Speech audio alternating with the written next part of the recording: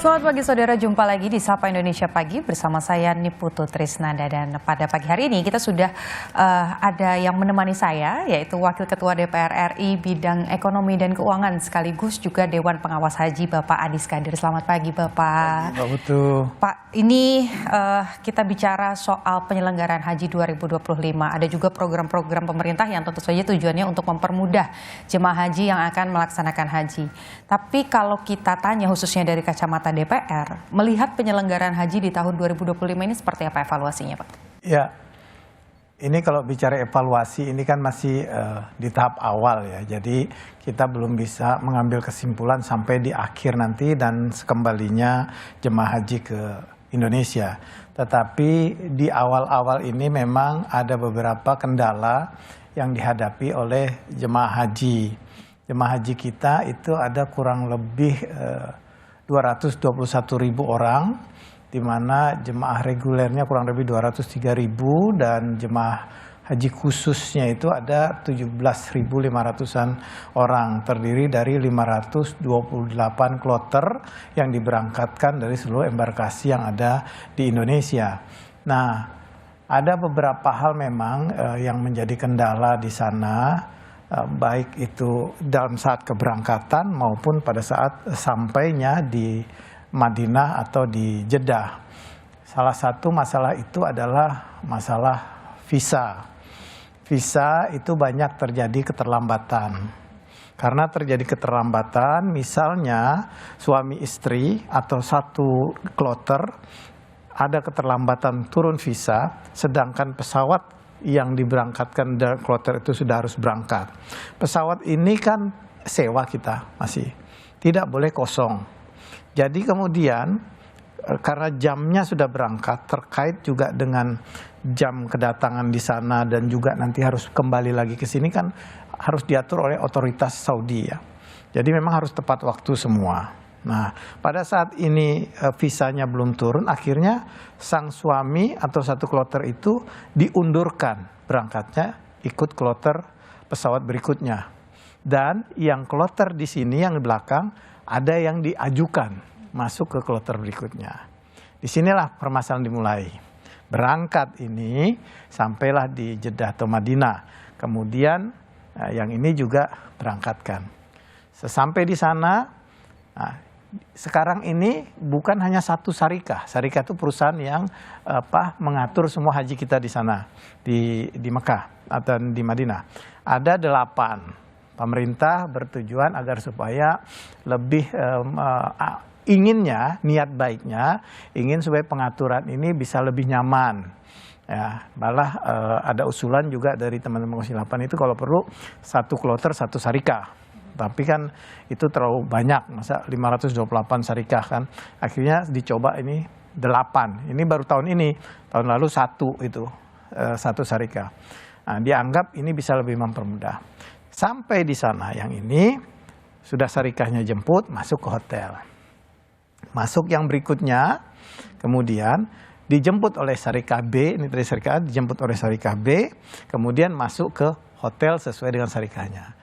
Otomatis yang tadi suami istri atau satu kloter itu terpisah. Terpisah. Nah, masalah ini banyak ditemukan di sana. Yang kemarin sempat viral. Ada yang pisah suami istri, ada yang anak dan lain sebagainya. Nah, inilah akhirnya coba dikoordinasikan dengan baik. Berangsur-angsur ini sudah mulai kembali ke kloternya masing-masing dan pasangannya masing-masing. Yang dipermasalahkan nanti kita juga wanti-wanti jangan sampai nanti pada saat wukuf di Arafah dan melempar jumroh, nah itu kita takutkan nanti terpisah lagi gitu loh. Pada itu terpisah. Nah, kalau terpisah lagi sesuai dengan syarikahnya yang tercatat di sana itu kan agak susah. Makanya koordinasi kemarin Dirjen Agama kita minta berangkat duluan untuk menyelesaikan masalah itu. Ada lagi masalah itu baru visa. Nah, belum lagi masalah nusuk itu kan, izin masuk ke Masjidil Haram. Nah, izin masuk ini juga seperti itu. Memang saat ini pemerintah Arab Saudi itu sangat ketat. Karena banyak orang yang memakai visa kerja atau visa bisa turis untuk masuk ke sana. Nah, kemarin ditemukan di Bandara Soekarno-Hatta ada 36 orang itu tidak jadi berangkat. Di Mekah dan di Madinah kalau nggak salah ditemukan 106 orang di sana yang dipulangkan, tidak bisa haji karena ketahuan turisnya lain. Nah, oleh karena itu diperketatlah di sana, harus ada nusuk. Nah, ini salah satu juga karena ada yang dipulangkan, ada yang ini, jadi kartunya ini udah kececeran. Kloter ini orangnya nggak ada, nanti dicari lagi agak repot. Nah, kemarin juga Dirjen sudah memperbaiki itu. Kita lihat berita-berita tadi pagi sudah mulai diatur dan dibagikan nusuk itu. Karena ini paling penting. Karena kalau tidak percuma. Begitu sampai di Mekah mereka harus umroh dulu, umroh awal ya, masuk ke situ, baru melakukan ibadah haji dan lain sebagainya. Kalau enggak kan rukun hajinya nanti dipertanyakan, begitu Mbak Putu. Oke, nah, terus kemudian karena ini ada beberapa catatan juga dari DPR, apakah sudah dilakukan koordinasi juga dengan Kementerian Agama? Karena kan ini ranahnya Kementerian Agama begitu ya, supaya mencari solusi yang tentu saja bisa menjadi jawaban dan mempermudah jemaah yang sedang melaksanakan haji. Ya, itu tadi yang kita sampaikan. Jadi koordinasi kami berjalan terus, ya. Tim WAS, baik itu dari pimpinan dan Komisi 8 selalu berkoordinasi. Bukan hanya rapat sekarang di tempat, tapi rapat kita mulai Zoom. Lalu Zoom meeting yang sudah ada di Mekah dan juga yang ada di Indonesia yang belum berangkat. Jadi kemarin kita minta agar Pak Dirjennya berangkat duluan untuk mengatur semua di sana. Jangan sampai pada puncak hajinya nanti masih terjadi hal-hal yang agak menyusahkan dan mengganggu ibadah dari calon jemaah haji. Dan alhamdulillah berangsur-angsur sekarang ini sudah semakin baik. Kita harapkan mudah-mudahan hal ini tidak terjadi pada saat puncak haji nanti. Begitu. Oke. Ini kan salah satu juga tawaran begitu ya, atau kebijakan dari pemerintah Arab Saudi ini ada soal program Mekah Route. Nah, apakah ini juga menjadi jawaban khususnya bagi jemaah-jemaah lansia yang saat ini melaksanakan haji? Kalau dari DPR sendiri melihat program soal Mekah Route ini seperti apa? Apakah didorong juga untuk lebih masif lagi dilakukan? Ya, ini program yang baik ya, program Mekah Route. Program Mekah Route ini memang dicanangkan waktu itu tahun 2019. Salah satunya memang ada usulan-usulan kawan-kawan dari DPR agar mempermudah mereka-mereka jemaah haji kita yang rata-rata itu adalah usia lanjut dan juga yang disabilitas dan lain sebagainya yang kemampuannya ada kekurangan-kekurangan seperti itu. Jadi sejak itu kita mulai berkoordinasi dengan pertama dari imigrasi sini dengan imigrasi di Saudi. Nah, akibat koordinasi itu maka ditingkatkan kepada kedutaan besar Indonesia dan Arab Saudi. Jadi antar G2G. Akhirnya disepakati pada saat tahun 2019-2023 itu sudah mulai kita. Waktu itu masih satu embarkasi, itu embarkasi Jakarta. Nah, kemudian tahun 2024 ini ditambah 2 lagi. Jadi embarkasi Solo dan juga embarkasi di Surabaya. Nah, kebetulan di Solo ini yang agak besar kurang lebih 53 kloter kurang lebih. Jadi kami kemarin DPR meninjau ke sana bagaimana situasi di sana. Memang rata-rata para orang tua ini agak nyaman. Karena di sana itu begitu masuk, itu ada disiapkan daerah. Jadi kita kalau sudah melalui garis hijau itu berarti kita sudah masuk di wilayahnya Arab Saudi. Itu masih di Bandara Solo tuh, udah masuk wilayah Arab Saudi dan mereka memang dilayani dengan baik. Banyak sekali petugas dari Arab Saudi yang ada di sana dilayani, termasuk yang pakai kursi roda itu dijajar bagus terkait dengan akomodasi, terkait dengan makanan dan lain-lain dijamin semua di sana. Kami melihat langsung dan mereka rata-rata happy. Nah, nanti kan memang yang jadi masalah kalau di Indonesia masih gampang karena kita hanya 221.000. Begitu sampai di sana itu jutaan orang dari seluruh Indonesia kan masuk melalui Jeddah dan melalui Madinah. Nah, di sana masalahnya orang-orang tua ini kan orang-orang lanjut usia ini biasanya kan tenaganya terbatas. Kalau sudah semerawut di sana nanti di lempar ke sana, lempar ke sini pengurusannya, nanti belum yang kursi roda, terpisah dengan yang dorong dan lain sebagainya, kan kasihan. Jadi ini sangat membantu sekali. Maka RUT ini begitu sampai di sana mereka tidak melalui pemeriksaan yang sedemikian ketat, tetapi langsung diarahkan kepada syarikah-syarikah yang menjemput di sana. Jadi ini memang sangat bermanfaat. Oke, berarti salah satunya juga dorongannya apakah DPR sepakat bahwa nanti akan ditambah lagi bandara yang juga melayani Mekah rute, tapi jangan kemana-mana dulu, jangan dijawab dulu, tahan dulu Pak, karena kita akan kembali. Usai jeda.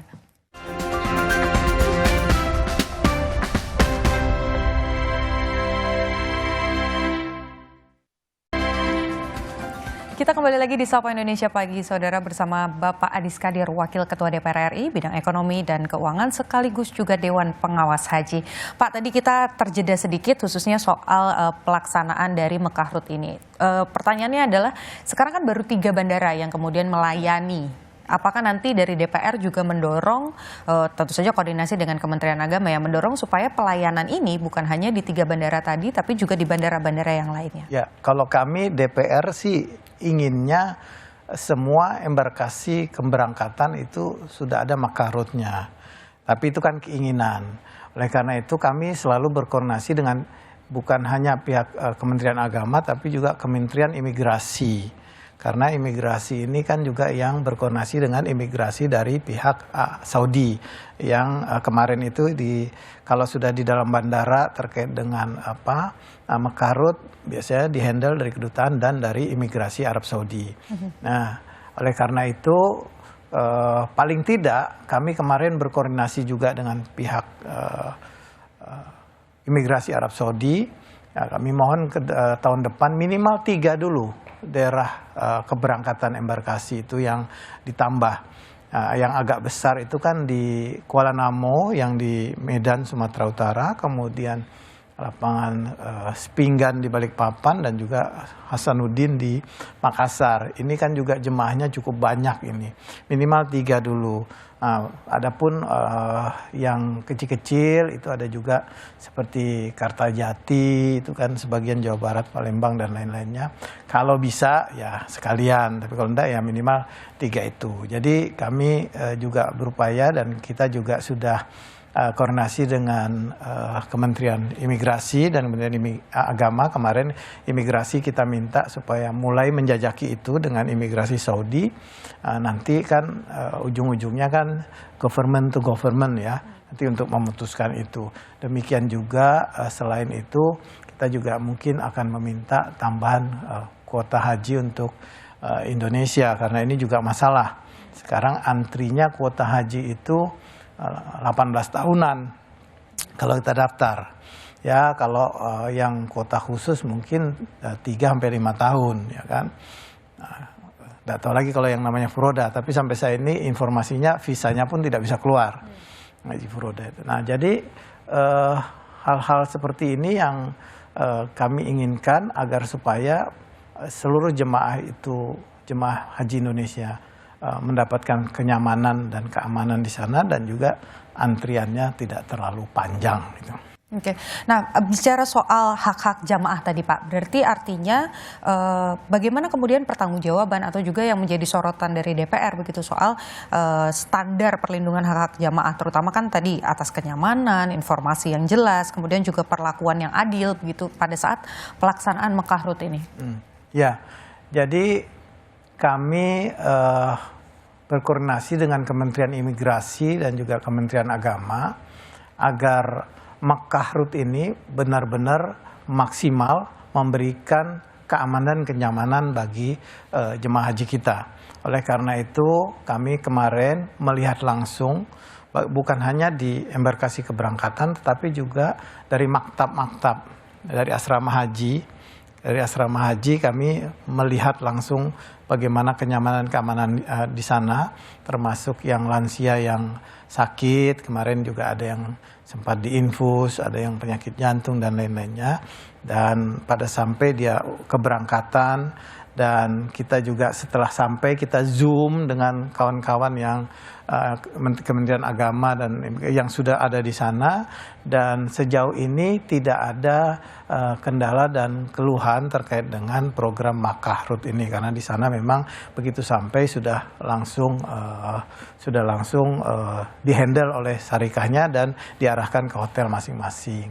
Memang sedikit kendala di sana adalah transportasi, memang ada sedikit komplain karena di Makkah khususnya itu antara hotel dan hotel satunya itu, dan juga hotel ke Masjidil Haram itu jaraknya antara 1 sampai 2 kilo, paling 3 kilo paling jauh ya, 3-4 kilo. Tapi karena jutaan jemaah haji dari seluruh dunia masuk ke Makkah, masuk ke Madinah, jadi antri apalagi di Makkah tuh. Jadi bus-bus itu waduh, ratusan ribu kali, ratusan ya, antri di sana itu. Jadi kalaupun kita pakai bus, itu antrinya berjam-jam, nanti ketinggalan jam sholat, waktu sholat.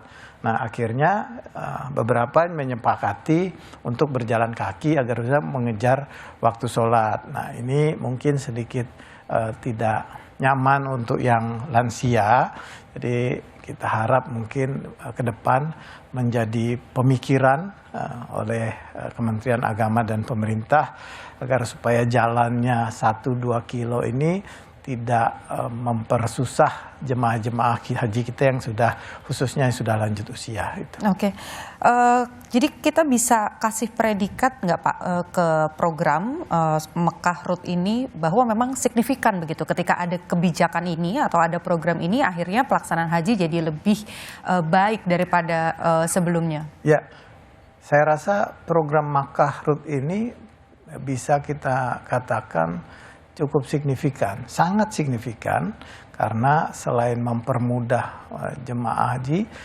menghemat tenaga jemaah haji, dan juga pelayanannya lebih nyaman dan lebih kekeluargaan kalau saya lihat ya. Mudah-mudahan nanti di sana juga, kan insya Allah saya hari Rabu tanggal 28 juga ikut hadir di sana. Nanti kita lihatlah, kalau perlu nanti kita laporan ke Mbak Putu, oh ternyata sudah sampai sini sesuai dengan yang kita inginkan, memang cukup signifikan. Iya begitu, benar-benar Pak. Kapan lagi kan laporannya ke saya ya sebagai anggota, sekali. Wakil Ketua DPR. Nah Pak, ini berarti kalau kita bicara soal pelaksanaan program, pasti kan yang jadi concern utamanya atau yang punya hak lah paling besar ini kan sebenarnya masyarakat. Peluang untuk kemudian masyarakat bisa menyampaikan evaluasi, kemudian fungsi pengawasan, survei kepuasan itu juga terbukakah untuk kemudian ya sudah program ini bisa dipantau dengan baik oleh masyarakat dan kemudian jadi evaluasi baik itu dari DPR ataupun juga dari pemerintah. Ya, jadi tentunya kami DPR sangat mengharapkan masukan dan saran kritikan dari masyarakat. Ini masyarakat kan yang berangkat banyak saudaranya. Paling tidak minimal tetangga satu kampung seperti itu. Paling tidak kan mereka ngerti, oh di sana situasinya seperti ini, situasinya seperti ini gitu kan. Jadi masukan-masukan ini, evaluasi, kritikan ini kami terbuka, kami akan menerima. Ini kan bisa langsung lewat di DPR ada Badan Aspirasi Masyarakat, di Kementerian juga ada, dan Komisi 8 khusus membuka masukan, evaluasi, dan kritikan untuk masalah haji ini.